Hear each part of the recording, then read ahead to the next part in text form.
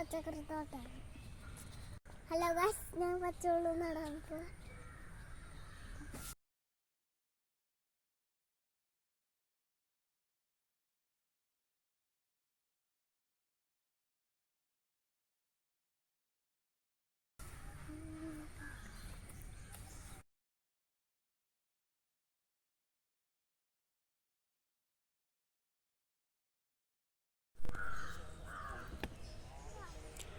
Hi നമസ്കാരം, പുതിയൊരു വീഡിയോയിലേക്ക് സ്വാഗതം. ഇന്ന് നമ്മുടെ പുതിയൊരു പ്ലോട്ടിലെ നടിയിൽ നടക്കുവാണ്.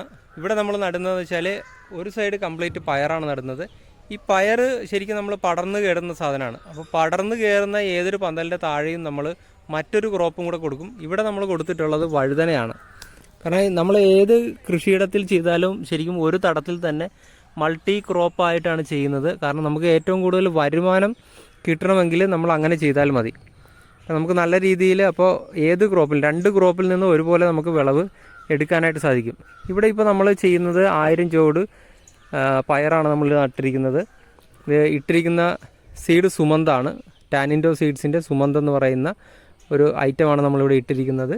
ഇതിനൊപ്പം തന്നെ നമ്മൾ പീച്ചിലിടുന്നുണ്ട്, പീച്ചിലിൻ്റെ ഒപ്പം തന്നെ വഴുതന ഇടുന്നുണ്ട്, അതിനൊപ്പം തന്നെ മുളക് നടുന്നുണ്ട്, പിന്നെ വെള്ളരി ഇടുന്നുണ്ട്. അപ്പോൾ നമ്മൾ ഈ ഒരു ചെറിയ ഒരു പ്ലോട്ടിൽ നിന്ന് തന്നെ മാക്സിമം നമ്മൾ എത്രത്തോളം നമുക്ക് ഒരു പ്രൊഡക്ടിവിറ്റി ഉണ്ടാക്കാൻ പറ്റുമോ അത്രത്തോളം പ്രൊഡക്ടിവിറ്റി കിട്ടുന്ന രീതിയിലാണ് നമ്മളെപ്പോഴും ക്രോപ്പുകൾ ഡിസൈൻ ചെയ്യുന്നത്. അപ്പോൾ നമ്മളെല്ലാവരും ശ്രദ്ധിക്കേണ്ട കേസ് എന്ന് വെച്ചാൽ എപ്പോഴും ഒരു പ്ലോട്ടിൽ നിന്ന് തന്നെ നമുക്ക് കൂടുതൽ ഉൽപ്പാദനം ഉണ്ടാക്കാനായിട്ട് മൾട്ടി ക്രോപ്പിംഗ് ആയിട്ട് നമ്മൾ എപ്പോഴും ചെയ്യാനായിട്ട് ശ്രമിക്കുക.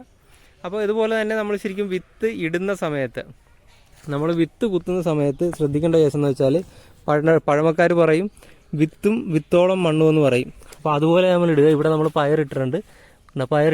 പയറിൻ്റെ മേളിൽ ചെറിയൊരു രീതിയിൽ മാത്രമാണ് അവിടെ മണ്ണ് ഇട്ടിരിക്കുന്നത്. ഇതിപ്പോൾ വിത്താണ്. ആ വിത്തും വിത്തോളം മണ്ണും അങ്ങനെ ഇട്ടാൽ മാത്രമാണ് വിത്ത് കിളുക്കുന്നത്. പിന്നെ ഓവറായിട്ട് വെള്ളം നമ്മൾ മുളച്ച് വരുന്നവരെ കൊടുക്കാതിരിക്കുക. ഓവറായിട്ട് വെള്ളം കൊടുത്തു കഴിഞ്ഞാൽ അത് ചീഞ്ഞു പോകും. അപ്പോൾ ഇത്രയും കാര്യങ്ങൾ നമ്മൾ കൃഷിയിൽ ശ്രദ്ധിച്ചു കഴിഞ്ഞാൽ നമുക്ക് നല്ല രീതിക്ക് പ്രൊഡക്ഷൻ ഒരു ചെറിയ പ്ലോട്ടിൽ നിന്ന് തന്നെ എടുക്കാൻ പറ്റും. അപ്പോൾ അടുത്തൊരു വീഡിയോ ആയിട്ട് കാണുന്നവരെ ഗുഡ് ബൈ.